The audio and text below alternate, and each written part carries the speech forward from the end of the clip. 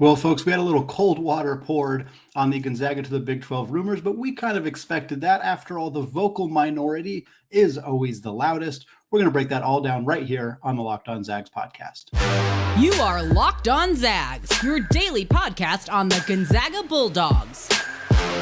Part of the Locked On Podcast Network. Your team every day.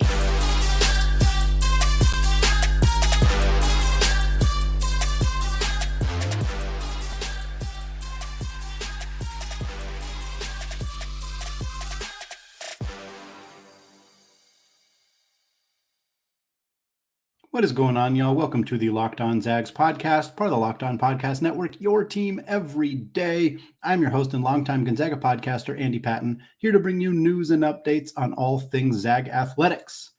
Today's episode of Locked On Zags is brought to you by FanDuel Sportsbook, the official sportsbook of the Locked On Podcast Network. Make every moment more. And right now, new customers can bet $5 and get $200 in bonus bets guaranteed by visiting FanDuel.com/lockedon today to get started. All right, folks, we got some NBA Zags to discuss, some preseason debuts. We got some WNBA Zags to discuss, by which I, of course, mean Courtney Vandersloot. We got all that to close out the show. We're also going to have a promised conversation about Mark Few, the future of Gonzaga. I know that there are mostly Big 12 fans who are concerned that when Mark Few leaves Gonzaga, there's going to be some kind of big drop-off in performance. We're going to explain why that is not looking like it's going to be the case. But first, we're going to lead off today's show with the report that came out not long after the report from Seth Davis and Brett McMurphy of the Messenger and Action Network, respectively, kind of reigniting these Gonzaga to the Big 12 rumors. We, of course, talked about that at length on Tuesday's episode of the podcast, talked about Seth's reporting about Brett Yormark wanting Gonzaga in the conference as soon as 2024, the hope that they could get this done in as soon as 2 weeks. And we kind of discussed the logical challenges, the logistical issues that might come across trying to get something done in that short period of time. There's still some financial issues and whatnot, but obviously it was very exciting to hear that Commissioner Yormark is really, really, really excited about trying to get Gonzaga into the conference. And we focused a lot on that on Tuesday's episode. But as it so often happens with these kind of stories, there was a report shortly afterwards, a lot of it from Matt Norlander at CBS Sports on Twitter, using some different sources than the sources certainly that Seth Davis and Brett McMurphy were working with in their conversations and their articles, that kind of subdued the excitement about this, made it seem like it's maybe not as imminent, not as likely to happen right away as previously reported. And I want to be clear, we're going to talk about what Norlander said. We're going to talk about the sources that he had, some of the direct quotes and all of that. But I want to say this, because I think this is an important part of how these conversations go. And for those of you who are closely following the Pac-12's demise and the reporting ahead of time about Colorado, the reporting ahead of time about the corner schools, about Oregon and Washington to the Big Ten, about Stanford and Cal, about Oregon State and Washington State, what you noticed is that certain reporters have certain sources that are indicating different things. And I think it's important to acknowledge a bit about the media landscape without criticizing reporters, without criticizing specific sources, because how this works effectively is that people want to get their message out. There are people in the Big 12 whose message is that they want Gonzaga in the conference. They want Gonzaga in the conference right now. They want Gonzaga in 2024-25. Those people, when leaking stuff to sources like Seth Davis, like Brett McMurphy, are putting the positive spin on it. They're saying, this is why we want Gonzaga. We want them now. We want them because of this data we got from their consulting firm that shows that they are, 2.5 times more likely. People watch them 2.5 more times than they watch regular season Big 12 games. We want them because they're fifth in TV power behind the blue blood schools. We want them now because they're willing to take a little bit less money. Like, there is a very intentional leak happening. And we say sources close to Brett Yormark. It's possible that Brett Yormark is the source. I don't know. I'm not trying to burn a source for Seth Davis or Brett McMurphy, but if it's not Yormark, it is somebody very close to him, and he is controlling that messaging. Brett Yormark wants Gonzaga in the Big 12. He has not hidden that. That is not a secret. He has made that very publicly clear, but when having these negotiations, he is also making sure that his side of that messaging is getting leaked to people who will report it. Meanwhile, there are people in the Big 12 who do not want Gonzaga. Either they don't want them right now, or they do not want them at all. Those people are going to use different sources, different reporters to get their side of the story out. This is what happened throughout the Pac-12 conversation. It was a complete mess. I felt for people who were very emotionally invested. I was also emotionally invested and feel a little sick still thinking about the conference that I grew up watching disintegrating before our very eyes in schools like Oregon State and Washington State, suffering the way that they kind of did throughout this process. But you saw certain reporters saying certain things, saying, the Pac-12 is still very confident they'll stay together. Other sources saying, hey, this thing's falling apart. And people were like, who do we believe? Which reporter should we follow? And it kind of created dividing lines in some ways of people who really wanted the conference to stay together were like, well, so-and-so reporter is right. And people who were kind of more like, hey, I'm ready for, us to go to the Big Ten or whatever, are more likely to be like, well, look what this reporter is saying. And that's all by design. And it's going to happen here again. It already is. Because sources indicated to Matt Norlander that there is pushback and caution from some Big 12 presidents and ADs. And Norlander did say there are some who are all in and support it.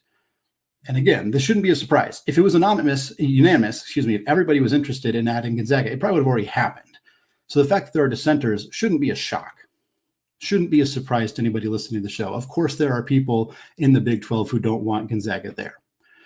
The reasonings right now are financial in nature. And basically, here's a quote. This is a direct quote from a tweet from Matt Norlander. It says, "From what I've been told, Big 12 leaders had a laundry list of questions for Yormark last week and tasked him with bringing those back to Gonzaga. With that, I think there's still some terms and negotiating points that Gonzaga might not be thrilled with that could cause to pause and evaluate." And this makes sense to me. As much as there's kind of posturing on both sides here, it makes sense that there are schools in the Big 12 who say, we want answers to all these questions before we just go ahead and vote this in. And I think the big argument that we're seeing from sides right now, people who are not necessarily gung-ho about adding Gonzaga right away, is why now? And to be perfectly honest, that is a valid argument for them to make. Because Gonzaga's leverage is pretty much gone. Gonzaga cannot leverage the Big 12 against the Pac-12 because the Pac-12 doesn't exist anymore. Gonzaga is probably a likely candidate to get invited into some kind of Pac-2 Mountain West reverse merger where the Mountain West schools join the Pac-12. They kind of keep the same branding and they just have a conference with Washington State, Oregon State, and the Mountain West. Gonzaga getting invited into that conference is realistic, but it's not a leverage that they can use over the Big 12 because everybody knows they would prefer the Big 12. If the Big East were legitimately interested, that would be leverage Gonzaga has. My understanding is that they are not. Could that change? Of course. Of course that could change. But right now it doesn't look like the case. So what we have here is we have people in the Big 12, presidents and ADs, who are saying, why would we invite Gonzaga right now? Why don't we just wait it out? If Gonzaga's already said they're willing to take less money to join our conference, let's just wait until they're willing to take even less. Is it kind of a crappy situation to be put in? Sure. Is it valid considering Gonzaga's situation right now and their likely desperation to get out of the WCC because of their fear of an impending breakoff where the power conferences have their own NCAA tournament and Gonzaga gets left behind? Yeah, I think that's more or less the situation that we have. Norlander reported that the Big 12 does not have 75% of the vote. I'm inclined to think that's probably true, but I think that that's a bit of a misleading thing to report. I don't know that anybody knows that. I think that dissenting people at, cough, cough, West Virginia, cough, cough, BYU, probably are saying, hey, yeah, they don't have the votes because they don't want this to happen and they want to put some cold water on it. Again, you got to take some of that stuff you see with a grain of salt. A few quotes that Norlander posted was from sources that said a grievous error to push this through right now, and another source that says it makes no sense to do this right now. And I think people saw these quotes and thought, well, it's not going to happen. Keep in mind, those two people might A, be from the same school, B, be from two different schools. Doesn't matter. If 9 other people are interested, if 10 other people are interested, they can scream and shout and say, no, this doesn't make sense. We don't want it right now. But it doesn't mean that Gonzaga doesn't have the votes. It doesn't mean that. So I think that's worth really keeping an eye on in this conversation, because what's going to happen over the next 2 weeks, 2 months, 2 years, whatever it may be, is that we're going to see both sides. We're going to see some reporters who are more closely connected to Yormark, who are going to be saying positive things about Gonzaga, making this seem like it's imminent, talking about how the money makes sense, how the addition makes sense. And we're going to see some other reporters with different sources saying the exact opposite. It's going to continue to happen. Take your blood pressure medication if that's what you need, but it is going to be a bumpy road for the next however long until this happens. And I kind of expect it to continue to yin and yang the way that it already has in the first couple of days of this conversation being relitigated in the media. Well, one thing we have seen from Big 12 fans on social media, and it's kind of been a conversation around Gonzaga as a realignment topic for many years now, is this idea that Gonzaga falls off a cliff when Mark Few leaves. I'm here to provide some insurance, not just for Gonzaga fans, but for anybody else who might be listening to the show, that that's not something that I think needs to be worried about. We're going to talk about that after a word from today's sponsor, FanDuel. Snap into action this NFL season with FanDuel, America's #1 sportsbook. Right now, new customers can get $200 in bonus bets guaranteed when you place a $5 bet. That's $200 in bonus bets, win or lose. If you've been thinking about joining FanDuel, there is no better time than right now to get in on the action. The app is super easy to use. You can bet on all sorts of stuff like spreads, player props, over-unders, and more. So visit FanDuel.com/lockedon and kick off the NFL season. FanDuel, an official partner of the NFL. All right, folks, I want to thank all of you for making Locked On Zags your first listen or your first watch of the day. Shout out to those everyday listeners checking out the show on YouTube. And those of you who are everyday listeners, we're going to get back to our player preview series on Friday and back into next week. But we got to keep up with this Big 12 conversation as it ebbs and flows right now. So we're going to continue to talk about that on today's show. But rest assured, we got more player previews coming your way soon. Right now, I want to talk about a conversation that is a frequent talking point during Gonzaga realignment conversations. And it's this idea that Gonzaga is like singularly held up by Mark Few, that he is the only reason this program has had the success that they have had, that he is the pillar, the building block, and that when he leaves, it just crumbles. I have seen people refer to Gonzaga as the next DePaul, which is a frighteningly insulting insinuation for Gonzaga, that they would just completely disappear out of the lithosphere and be a non-entity as a men's basketball program as soon as Mark Few is gone. It is dramatic. It is unfounded. It is built in a lack of understanding and education about Gonzaga basketball's program. And we're going to kind of litigate a little bit about why. For starters, the first point about this, Mark Few is not taking another job. Most people, I think, have accepted that by now. There was 10 to 12 years worth of rumors about Mark Few taking the job at Oregon, taking the job at Indiana, taking the job at so-and-so place. And some of them were rumors. Some of them were legitimate offers that he turned down. Mark Few is not going anywhere. He will coach at Gonzaga until he retires. The question, of course, is when that happens. But Mark Few is not 75. He's not even 68. Mark Few is 60. For reference, Tom Izzo is 68. He also just recently announced that he basically has no intention of retiring anytime soon. Coach K was 74 when he retired. Jim Larinaga, the head coach at Miami, just led them to back-to-back Elite 8 appearances. He's 74. Rick Pitino just took a new job back in the Big East. He's 71. Roy Williams was 71 when he retired. Leonard Hamilton, the head coach at Florida State, 75. Yes, there are some coaches retiring a little bit earlier. Yes, there being some Hall of Fame coaches who are coaching into their 70s doesn't necessarily automatically mean that Mark Few is going to coach into his 70s. But I don't have any indication that Mark Few is just going to be done anytime soon. And him pushing hard for this team to get in the Big 12 is kind of a good proof of that. I think that Mark Few has another 10 years as the head coach of the Gonzaga Bulldogs, at least. Could I be wrong? Of course. Of course. He might have every intention of being 10 years and something changes that, whether it's a health issue, whether it's a change of heart, who knows? But right now, there's not really any indication that the Mark Few era at Gonzaga is ending anytime soon. So that alone should kind of push away those concerns that keyboard warriors are showing on social media about Gonzaga. Beyond that, the infrastructure that Gonzaga has built, we talked about Mark Few being like the pillar that's holding it all up. There is so much more holding up Gonzaga basketball's program than just Mark Few. There always has been. The facilities are top-notch. Yes, the kennel is smaller than other arenas, smaller than other Big 12 arenas. Maybe that changes someday. Maybe it doesn't. Cameron Indoor is not very big either at Duke. We'll talk a little bit more about Duke later, but Gonzaga's facilities are elite. Their practice facility is new. Their Volcar Center that they built recently for student athletes is fantastic. Like, this is not a school that lacks from a facility perspective compared to other schools.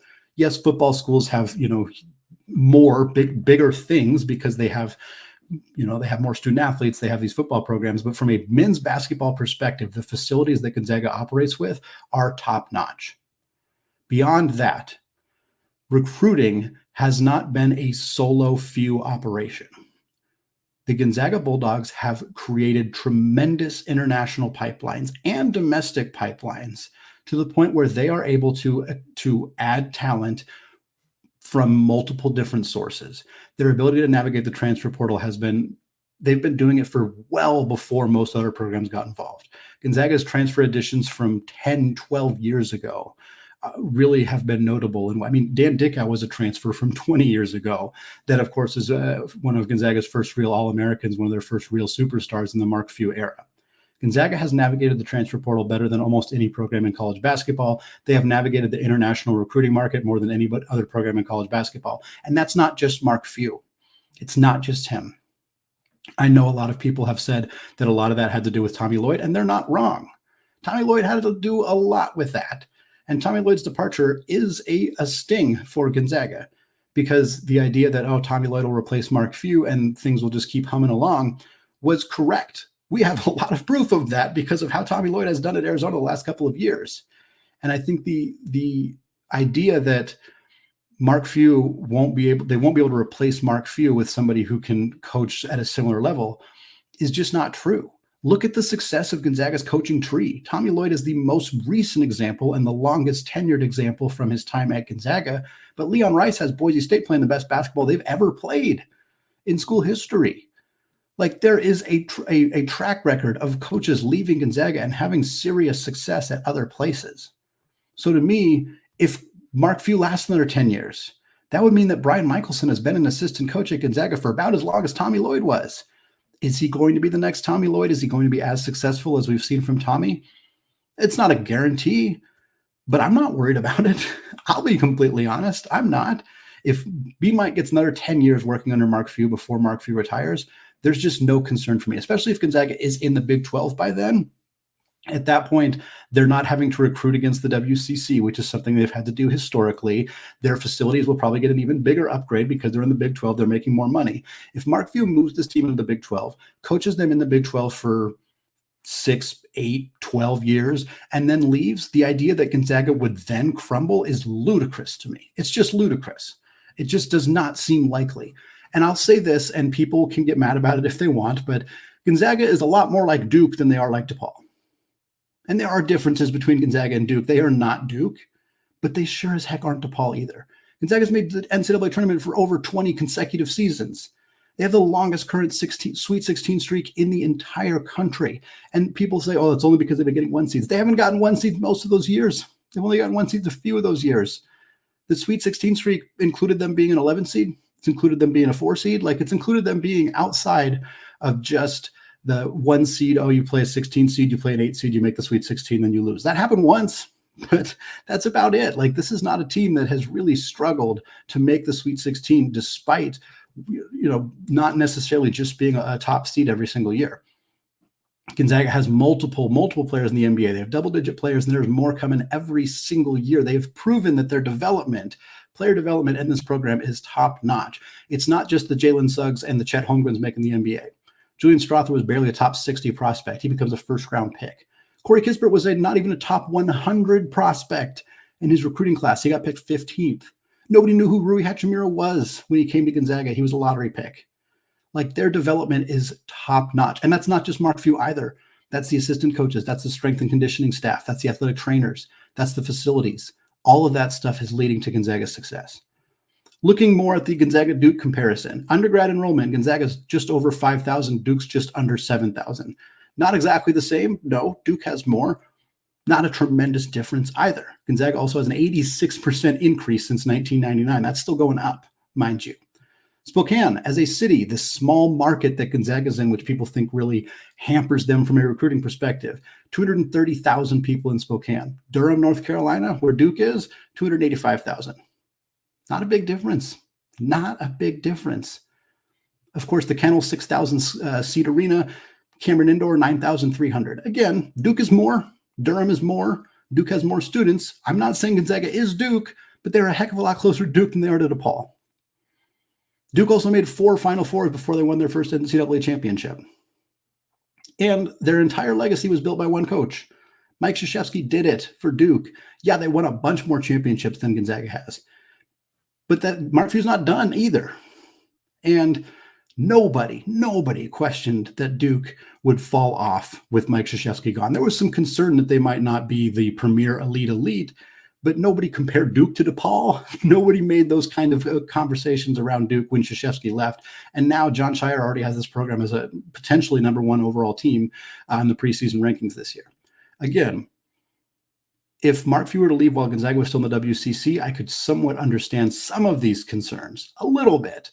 But if Gonzaga gets in the Big 12 and people worry, oh, Mark Few is going to leave and now the program's going to tank, I just don't see it. It's really hard for me to look at what this program has built, what resources they have, how their facilities have grown, how the fan base has grown, how the TV market has grown, and to believe that this program would take any kind of dive without Mark Few at the helm. Again, they'll be different. Maybe it will be a little bit worse, but the idea that they are not sustainable without Coach Few is just wrong. It's just wrong. We got a pair of recruiting updates. We also got a look at some NBA preseason debuts for Julian Strawther and Chet Holmgren, and some more, all coming up after a word from today's sponsor, LinkedIn Jobs. These days, every new potential hire can feel like a high-stakes wager for your small business. You want to be 100% certain that you have access to the best, most qualified candidates available, and that's why you have to check out LinkedIn Jobs, because LinkedIn Jobs helps you find the right people for your team faster and for free. It's so easy to create a free job post on LinkedIn Jobs, and then you just add your job and the purple hashtag hiring frame to your LinkedIn profile to spread the word that you're hiring. From there, simple tools like screening questions make it easy to focus on candidates with just the right skills and experience so that you can quickly prioritize who you'd like to interview and hire. Because honestly, hiring the right team member can have a positive and measurable impact on your business. And it's why small businesses rate LinkedIn Jobs number 1 in delivering quality hires versus the leading competitors. Once again, LinkedIn Jobs helps you find the qualified candidates that you want to talk to faster. So post your job for free at linkedin.com/lockedoncollege. That's linkedin.com/lockedoncollege to post your job for free. Terms and conditions apply. All right, folks, rounding out the show today. Moving on from our conversations about the Big 12, about Mark Few and his future at Gonzaga, to instead hit you with a couple recruiting updates, a couple NBA Zag updates, and a Courtney Vandersloot update. Bing, bang, boom. Then we're out the door. We'll start with Trent Perry, the 4-star prospect out of Studio City, California, Harvard Westlake High School. He has announced that he's going to make his college announcement on Friday. Now, Trent Perry listed a top 6 very recently. That top 6 was Gonzaga, Colorado, TCU, Stanford, USC, and Oregon. Trent Perry has visited 5 of the 6 schools on his top 6, with Gonzaga being the lone exception. The main reason for that is that Gonzaga did not offer Trent Perry until very recently. I think they officially made the offer to him less than 2 calendar weeks ago, or roughly 2 calendar weeks ago. So right now, Gonzaga is not considered the front runner, not even close. USC is considered the front runner. 24/7 is giving USC 100% odds on their crystal ball. On 3, I think, has USC as overwhelming favorites as well. For my money, I would say that it's probably going to be USC for Trent Perry. It is worth pointing out, though, that Gonzaga jumping in late and making an offer, and then Trent Perry very quickly after getting that offer, revealing his top 6, including Gonzaga on it, and then also making an announcement that he is going to make an announcement, is kind of eerily similar to what happened with Ben Gregg 3 years ago.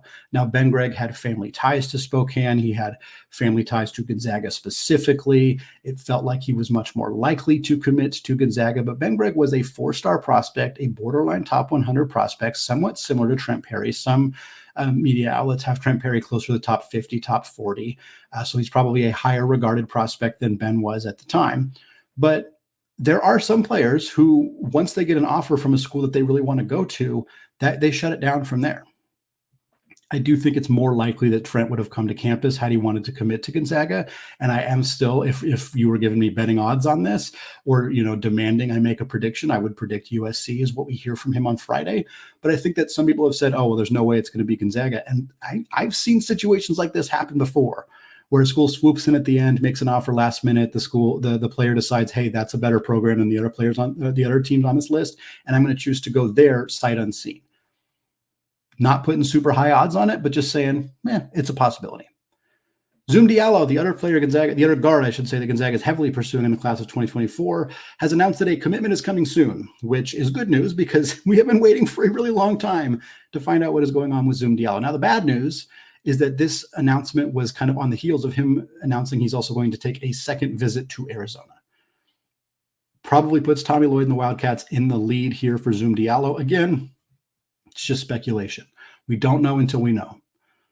Players have changed their minds the day of. Multiple players have held an announcement, held up a hat, and switched before they even got to campus. So this thing is not over. Far, far from it. But it does sound like Zoom Diallo is planning to take another visit to Arizona. He's planning to make his announcement soon. He's also planning to take a visit to Alabama. Does that mean Gonzaga's out? Not necessarily. Gonzaga might be the front runner right now, and Alabama and Arizona have to convince him otherwise. It's totally possible that's the case. Again, remember when Ryan Nembhard was an absolute lock to transfer to Arizona until one day he wasn't, and he came to Gonzaga. If Mark Few steals another guy from Tommy Lloyd, man, that's going to make that rivalry even stronger. On the same token, Zoom Diallo has felt like a Zag for many years, and if Tommy Lloyd in Arizona can land him, that's going to have a similar adverse effect for the Zags. Either way, two key announcements coming soon for Gonzaga in the class of 2024.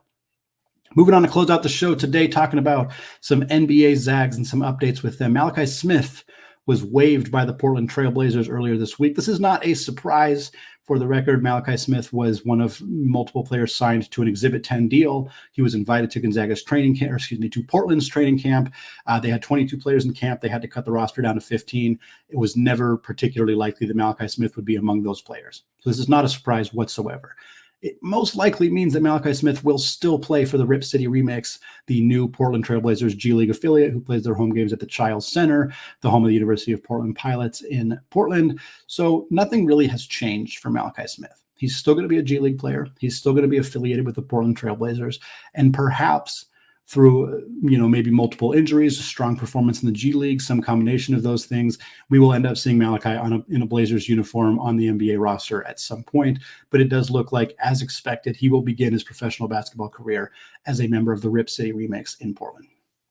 A couple big debuts to discuss here. Chet Holmgren made his NBA preseason debut against Victor Wembanyama and the San Antonio Spurs. And Chet cooked, folks, 16 minutes. That's it. He only played in the first half. In the first half of this game against, a future NBA MVP, a future NBA Defensive Player of the Year candidate in Victor Wembanyama, Chet Holmgren, 21 points, 9 boards, 1 assist and 1 block, 21 and 9 in 16 minutes. Chet was absolutely in his bag all night long. 7 of 10 from the field, 2 of 2 from deep, 5 of 7 from the free throw line. He was hitting from deep. He was putting the ball on the deck. He was all over the place. He looked absolutely fantastic. And the Chet Holmgren Victor Wembanyama Oklahoma City San Antonio Spurs rivalry is going to be epic for the next 5, 10, 15 years between these two programs. It's going to be absolutely fantastic. It's going to start with what should be a really fun Rookie of the Year race between Chet, between Victor, between Scoot Henderson of the Portland Trail Blazers. It's going to be an absolute blast to watch these guys. And Chet proved exactly why he is that guy in this performance. Likewise, Julian Strawther, excellent in his preseason debut for the Denver Nuggets. 21 minutes, but he had 20 points, 5 boards, and 3 assists. 20 and 5 in just 21 minutes of action, 8 of 12 from the field, 4 of 7 from downtown. He moved super well without the basketball. He looked good defensively. Denver Nuggets reporters and media members were raving about his maturity, his decision-making, his movement without the basketball. They raved about his floater, all things we could have told him about Julian Strawther before the season started, but really nice to see him have that level of performance. And then finally, Courtney Vandersloot in the WNBA Finals. I am recording this before Game 2 between the Las Vegas Aces and the New York Liberty. So by the time you are listening to this, Game 2 has happened. Courtney had 10 points and 6 assists in Game 1, which was a loss by the Liberty to the Las Vegas Aces. For the regular season, Courtney averaged 10.5 points, 8.1 assists. In the playoffs, she averaged 9.5 points and 6.7 assists. Still looking for an opportunity to, again, potentially by the time you're listening to this, even the series against Las Vegas and put New York in a chance to win what would be Courtney's second WNBA championship. She's also second in WNBA history in all-time assists, 2,701 assists as I'm recording this right now. That is 533 assists away from the all-time leader, Sue Bird, who has retired, meaning Courtney knows exactly how many assists she needs to get in order to pass Sue Bird for the all-time leader in assists. Her career average is 6.8 assists per game. It would take her 79 games, which is about 2.5 seasons at that average in order to get to Sue Bird's record. However, over the last 7 seasons, Courtney has averaged 8.3 assists per game. Over 7 years, Courtney has averaged 8.3 assists per game. If she keeps that average, it will take her just under 2 seasons, about 64 games, to get to Sue Bird's record. All this to say, it's looking pretty good. It's looking like there's going to be a reality where Gonzaga has the all-time NBA assist leader in John Stockton and the all-time WNBA assist leader in Courtney Vandersloot. And as I've talked about before, David Stockton is climbing up the list for the G League's all-time assist leader as well. Continue to think that an opportunity for Gonzaga to be first all-time in NBA, WNBA, and G League assists would be one of the coolest things in the school's history. And I'm hopeful that we get to be able to have that as a reality in the not-too-distant future. That's going to wrap us up for today here on the Locked On Zags podcast. Thank you so much for making the show your first listen or your first watch of the day. Shout out to those everyday listeners as well. You know who you are. You're also on our Discord channel. And if you're not, go ahead and find that link in the show notes. Click it. It's free. We're talking Zags 24/7, all sorts of fun stuff going on there. Over 100 people in the channel right now. Again, thank you so much for listening. We'll be back with our season preview series on Friday to close out the week. And of course, as always, go Zags.